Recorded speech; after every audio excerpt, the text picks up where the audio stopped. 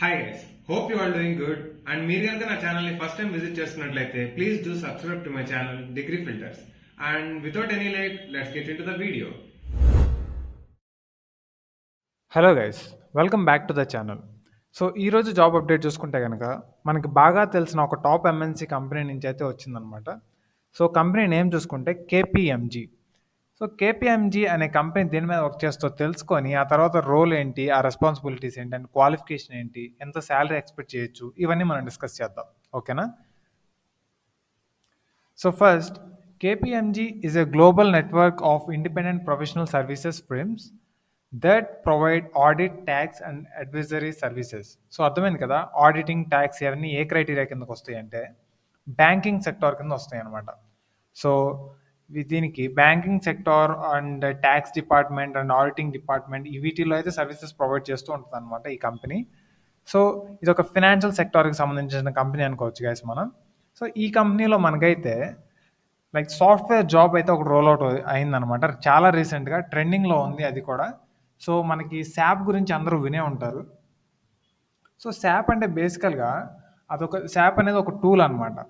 So ఆ SAAP టూల్లో ఏంటి అంటే మీరు బిజినెస్ రిక్వైర్మెంట్ సంబంధించినవన్నీ దాంట్లో ఉంటాయి అనమాట టూల్స్. సో దాన్ని యూస్ చేసుకొని సో కంపెనీకి కావాల్సినట్టుగా మీరు డేటాను మాడిఫై చేయడం కానీ, సో బిజినెస్ రిక్వైర్మెంట్స్ బట్టి మీరు దాన్ని మార్చుకోవడం కానీ చేస్తూ ఉంటారనమాట.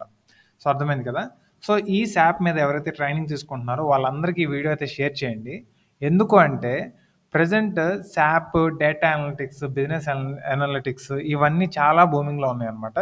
సో చాలామంది దట్టు కోర్సెస్ కూడా తీసుకుంటున్నారు బయట ఇన్స్టిట్యూట్స్లో. సో ఎవరైతే ఈ శాప్ అనే టూల్ మీద నేర్చుకుంటూ ఉన్నారో వాళ్ళకైతే ఈ జాబ్ ఆపర్చునిటీ షేర్ చేయండి గైస్. ఆర్ఎల్స్ మీరు చేస్తున్నా కానీ దీనికి అప్లై చేయడానికి ట్రై చేయండి. ఎందుకంటే కేపీఎంజీ ఈ శాప్ టూల్స్ మీద మీకు బేసికల్గా ఫ్రెషర్స్కి రోల్స్ లైక్ ఆపర్చునిటీస్ రిలీజ్ అవ్వడం అనేది చాలా కష్టం అనమాట.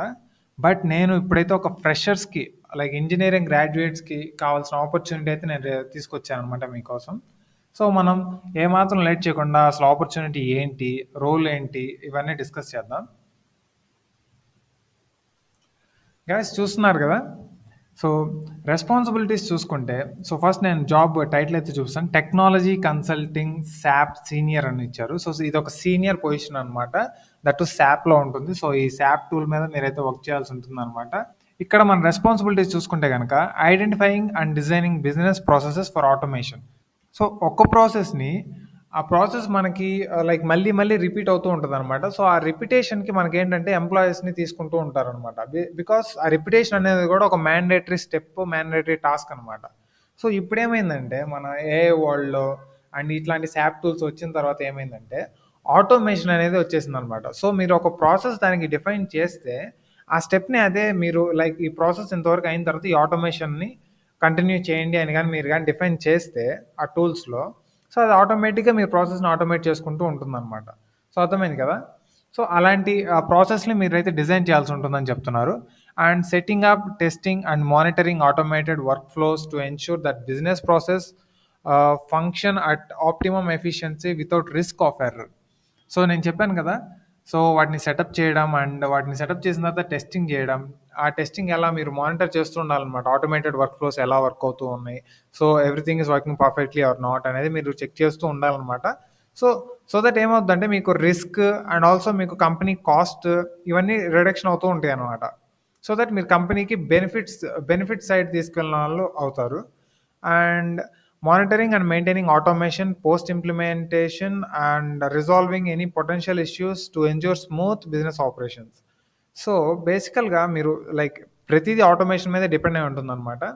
So post implementation, so implement చేయడానికి ముందు మీరు ఏం చేయాలంటే వాటిని మానిటర్ అండ్ మెయింటైన్ చేసి ఎక్కడన్నా మీకు ప్రాబ్లమ్స్ వస్తే వాటిని రిజాల్వ్ చేయాలి. లైక్ టెస్టింగ్లో మీరు ఎలా అయితే ఒక ప్రోడక్ట్ని డిప్లాయ్ చేసే ముందు లైక్ టెస్టింగ్ లైఫ్ సైకిల్ అంతా మీరు ఒకసారి చెక్ చేస్తారు కదా. సో ఫ్రమ్ డిజైనింగ్ నుంచి అండ్ వాటి మీద టెస్ట్ ప్రాసెస్ని like different types of testing performances కానీ అండ్ మెయింటెనెన్స్ కానీ ఇవన్నీ చేసి లాస్ట్ డిప్లాయ్మెంట్ చేస్తారు కదా. సో అలానే అనమాట ఇది కూడా.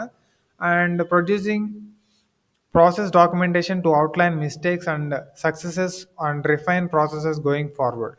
సో మీకు ఇక్కడ ఏదైనా కానీ మిస్టేక్స్ అట్లాంటివి ఏమైనా వచ్చుంటే కానీ వాటిని డాక్యుమెంట్ చేసుకొని వాటి నుంచి మీరు ఎలా ఓవర్కమ్ చేయాలి అనేది మీరు ప్రాసెస్ని ముందుకు ఎలా ఫార్వర్డ్ తీసుకెళ్ళాలి అనేవి ఇవన్నీ మీరు ఆ డాక్యుమెంటేషన్ త్రూ ఎట్లాంటి మిస్టేక్స్ మనం రెక్టిఫై చేసుకుంటూ వెళ్ళాలనేది మీకు తెలిసి ఉండాలన్నమాట.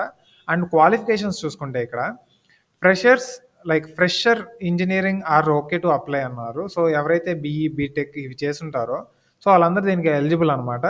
And should have knowledge on RPA products. So బేసికల్గా మీకు ఆర్పిఏ అనేది కొత్తగా వింటూ ఉంటారు. సో దీని గురించి మనం ఒకసారి డిస్కస్ చేద్దాం. ఆర్పిఏ అంటే కనుక రోబోటిక్ ప్రాసెస్ ఆటోమేషన్. సో ఇదేంటి అంటే this is a technology that uses software robots to automate repetitive task. So నేను ఇందాక చెప్పినట్లుగా ఏదైనా ఒక టాస్క్ మళ్ళీ మళ్ళీ చేయాల్సి ఉంటుంది అంటే కనుక దీన్ని ఆటోమేట్ చేయడానికి వాడే ఒక రోబోటిక్ సాఫ్ట్వేర్ అనమాట ఈ ఆర్పిఏ అనేది. అర్థమైంది కదా. అండ్ నెక్స్ట్ చూసుకుంటే should have knowledge okay should know Java script for development. So Java script అనేది తెలిసి ఉండాలని చెప్తున్నారు వీటిని డెవలప్ చేయడానికి. సో జావా స్క్రిప్ట్ మీద ఎవరికైతే నాలెడ్జ్ ఉంటుందో వాళ్ళైతే దీనికి అప్లై చేసుకోవచ్చు అనమాట. And also knowledge on ABAP. So ఇది కూడా ఒక కొత్త టర్మ్ అయితే మీరు వింటూ ఉంటుంటారు. So ABAP would be an added advantage అని చెప్తున్నారు. సో ఏబిఏపి అంటే ఏంటో తెలుసుకుందాం ఫస్ట్. సో గైస్ ఏబిఏపి అంటే advanced business application programming. So ఇది ఒక లాంగ్వేజ్ అనమాట, ఇది ఒక ప్రోగ్రామింగ్ లాంగ్వేజ్. సో ఇది పర్టికులర్లీ దేనికి వాడతారంటే కనుక శాప్ టూల్లో మనం ఏదైనా మోడిఫికేషన్ ఆర్ ఆటోమేషన్ చేయాలి అంటే ఈ లైక్ ఏబిఏపి అనే ప్రోగ్రామింగ్ లాంగ్వేజ్ యూస్ చేసి ఇవన్నీ చేస్తారనమాట. సో స్పెసిఫికల్లీ ఇది శాప్ టూల్ని వాడే వాళ్ళకి లైక్ శాప్ టూల్ని యూస్ చేసి బిజినెస్ అప్లికేషన్స్ డెవలప్ చేసే వాళ్ళకి ఏదైనా డేటాను ప్రాసెస్ చేసే వాళ్ళకి వాళ్ళందరికీ ఒక కామన్ ప్రోగ్రామింగ్ లాంగ్వేజ్ అనేది ఉండాలని చెప్పేసి ఏబిఏపి అనేది ఇంప్లిమెంట్ అయితే ఇంట్రడ్యూస్ అయితే చేశారనమాట. సో దీని మీద అయితే మీకు ప్రియర్ నాలెడ్జ్ ఉంటే ఇది ఒక యాడెడ్ అడ్వాంటేజ్ అని చెప్తున్నారు. So this is not a mandatory thing. So freshers కాబట్టి ట్రైనింగ్ పీరియడ్లో మీకైతే దీని గురించి ట్రైనింగ్ అయితే ఇస్తారు. And knowledge about SAP core processes would be an advantage. So SAP గురించి మీకు తెలిసి ఉండాలి, శాప్ కోర్ ప్రాసెసెస్ గురించి కూడా మీకు అయితే తెలిసి ఉండాలి.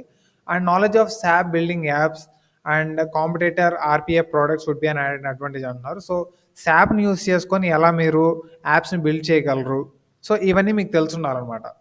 సో అర్థమైంది కదా, లైక్ రెస్పాన్సిబిలిటీస్, మీ వర్క్ ఎలా ఉండబోతుంది.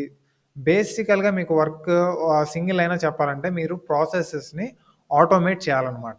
సో రిపిటేటివ్ టాస్క్లు ఏమన్నా ఉంటే మళ్ళీ మళ్ళీ అది లైక్ ఫిజికల్గా చేయకుండా మనం ఒక టూల్ని డెవలప్ చేయడం, ఒక టూల్ని డిజైన్ చేసి మన టీంతో కొలాబరేట్ అయ్యి సో వాటిని ఆటోమేషన్కి వదిలేయాలన్నమాట. సో వెదర్ ఆ ప్రాసెసెస్ని అది లైక్ కరెక్ట్గా పర్ఫామ్ చేస్తుందా లేదా అనేది మనం టెస్ట్ చేయాలన్నమాట. అర్థమైంది కదా రెస్పాన్సిబిలిటీస్.